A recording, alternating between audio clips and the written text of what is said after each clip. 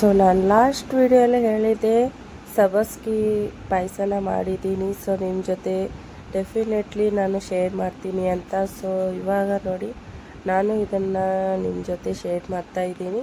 So ಇದು ಇದೆ ಸಬ್ಬಸ್ಗಿ ಪಾಯಸ. ತುಂಬ ದೂದ್ ಖೀರು ಅಂತಲೂ ಹೇಳ್ಬೋದು.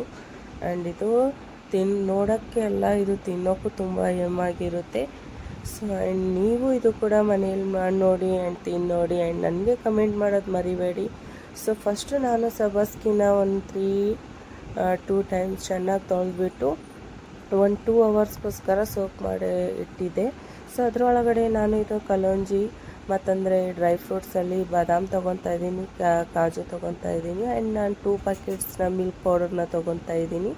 ಸೊ ಇನ್ನೊಂದು ಕಡೆ ನಾನು ಹಾಲು ಬಿಸಿ ಇಟ್ಟಿದ್ದೀನಿ. ಸೊ ಅದರೊಳಗಡೆ ನಾನು ಹಾಕ್ತಾಯಿದ್ದೀನಿ ಮಿಲ್ಕ್ ಪೌಡರ್ನ. ಬಿಕಾಸ್ ಇದು ಮಿಲ್ಕ್ ಪೌಡ್ರ್ ಹಾಕೋದ್ರಿಂದ ಹಾಲು ತುಂಬ ಗಟ್ಟಿಯಾಗುತ್ತೆ ಆ್ಯಂಡ್ ತುಂಬ ಚೆನ್ನಾಗೂ ಇರುತ್ತೆ ಟೇಸ್ಟು. ಬೇಗ ಜಾಸ್ತಿ ಹೊತ್ತು ನೀವು ಏನು ಕಾಯಿಸೋದೇನು ಬೇಕಾಗಲ್ಲ. ಸೊ ನೋಡಿ ಇವಾಗ ಚೆನ್ನಾಗಿ ಹಾಕಿಬಿಟ್ಟು ಚೆನ್ನಾಗಿ ಮಿಕ್ಸ್ ಮಾಡ್ಕೊತಾ ಇದ್ದೀನಿ. ಸೊ ನಾನು ಒಂದು ಕುದಿ ಬಂದಮೇಲೆ ನೋಡಿ ಚೆನ್ನಾಗಿ ಒಂದು 10 to 15 ಮಿನಿಟ್ಸ್ ನಾನು ಚೆನ್ನಾಗಿ ಕುದಿಸ್ಕೊತಾ ಇದ್ದೀನಿ. ಸೊ ಅದಾದಮೇಲೆ ನಾನೇನು ಡ್ರೈ ಫ್ರೂಟ್ಸ್ನ ನಾನು ಇಟ್ಟಿದ್ನಲ್ಲ ಅದನ್ನು ಇವಾಗ ಇದ್ರೊಳಗಡೆ ಹಾಕ್ಕೊತಾ ಇದ್ದೀನಿ. ಸೊ ನೋಡಿ ಇದನ್ನು ಚೆನ್ನಾಗಿ ಅಷ್ಟು ಸಣ್ಣನ್ನು ಕಟ್ ಮಾಡ್ಕೊಬೇಡಿ, ಮೀಡಿಯಮಾಗಿ ಕಟ್ ಮಾಡ್ಕೊಳ್ಳಿ. ಸೊ ಇದು ಇವಾಗಲೇ ಏನಕ್ಕೆ ಹಾಕ್ಕೊತಾ ಇದ್ದೀನಿ ಅಂದರೆ ಇಲ್ಲಾಂದರೆ ಸ್ವಲ್ಪ ಗಟ್ಟಿ ಇರುತ್ತೆ, ಹಾಲಲ್ಲಿ ಕುದ್ರೆ ಚೆನ್ನಾಗಿ ಸ್ಮೂತ್ ಆಗುತ್ತೆ ಅಂತ. ಸೊ ಅದಾದಮೇಲೆ ನಾನು ಸಬ್ಬಸ್ಗಿ ಕೂಡ ಹಾಕ್ಕೊತಾ ಇದ್ದೀನಿ. ನೋಡಿ ಎಷ್ಟು ಉದುರಾಗಿದೆ ಸಬ್ಬಸ್ಗಿ. ಸೊ ನಾನು ಫಸ್ಟು ಸ್ವಲ್ಪ ಹಾಕ್ಕೊಂಡೆ, ಬಿಕಾಸ್ ಸಬ್ಬಸ್ಗಿ ಜಾಸ್ತಿ ಆಗಿಬಿಡುತ್ತೆ, ಇಲ್ಲಾಂದರೆ ಹಾಲು ಕಮ್ಮಿ ಆಗಿಬಿಡುತ್ತೆ.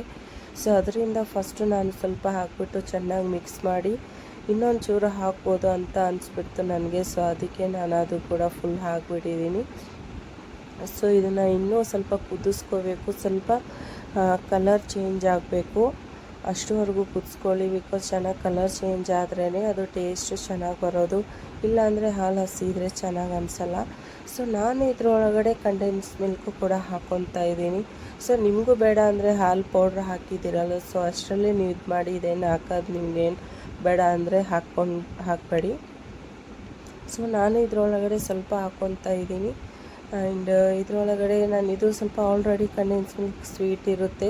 ಸೊ ಅದರಿಂದ ನಾನು ಸಕ್ಕರೆ ಕೂಡ ಸ್ವಲ್ಪನೇ ಹಾಕ್ಕೊಂಡಿರೋದು. ಸೊ ಸಬ್ಬಸ್ಗಿ ಇದು ಖೀರಾ ಆದ ತಕ್ಷಣ ನಾನು ದೇವರಿಗೆ ಪ್ರಸಾದ ಇಡ್ತಾಯಿದ್ದೀನಿ. ಬಿಕಾಸ್ ನಾನು ಏನೇನು ಸ್ವೀಟ್ ಮಾಡಿದ್ರೂ ಫಸ್ಟು ನಾನು ಲಡ್ಡು ಗೋಪಾಲ್ಗೆ ನಾನು ಇಡೋದು.